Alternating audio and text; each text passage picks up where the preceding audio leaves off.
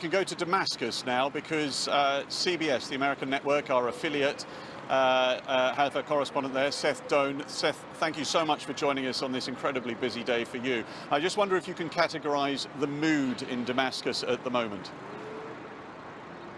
Well, it might surprise you, Matthew. The mood is surprisingly calm. We were just heading over to one of the areas, driving past that research facility that was bombed early in the morning. And we spoke with a number of people actually lined up getting bread and groceries in the morning, and they said they were jolted awake around 4 o'clock in the morning. They heard a number of very loud thuds, but they said they couldn't fall back asleep. But they said that in many ways they have gotten used to these types of sounds, the sound of airstrikes over the last 7+ years as this war has ground into its 8th year.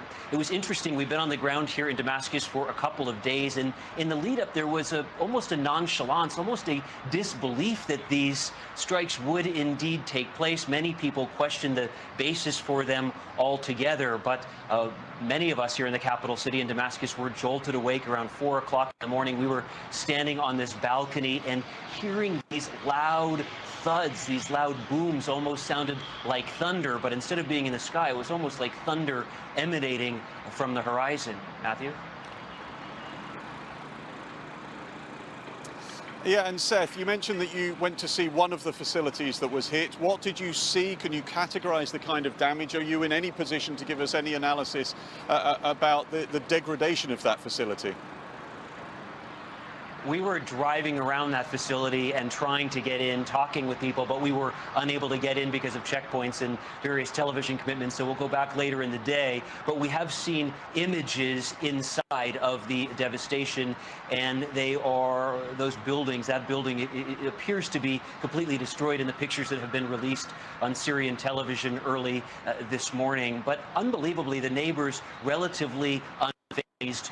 People describe going to their windows, opening their windows so the windows wouldn't burst, but watching this kind of display in the sky as we watched. It was interesting to be listening to President Trump speak in one ear and looking out over this city, watching anti-aircraft fire, and also seeing or hearing those airstrikes hit their targets around Damascus. Matthew?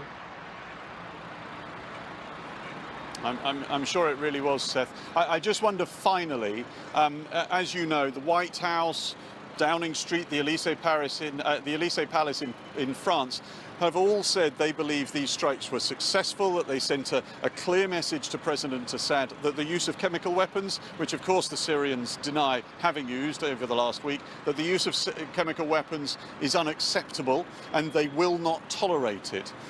Is there any way of characterizing whether that message genuinely has got through, or perhaps does President Assad, as we saw in some photographs of him looking rather nonchalant going into the presidential palace today, perhaps he feels he might have been left off the hook?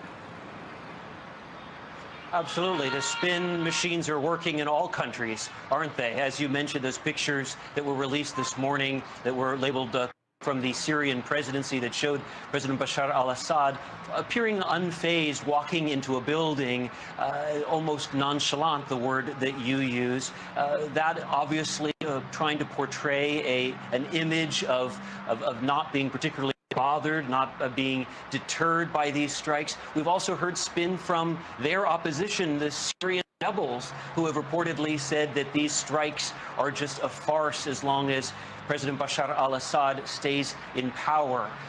We've also spoken with people on the streets and at the top levels of government. One official in the Syrian government told me last night, Syrians have been through so much. They have been fighting over the years, and certainly, as we know, for the last 7+ years in this most recent conflict. This senior official in Assad's government said if there's only one Syrian left, that Syrian will fight for Syria until the last drop of blood. So certainly a defiance on the streets, a defiant mood here in Damascus today. Seth Doane from our affiliate, the US network CBS News, thank you very much for joining us live from Damascus.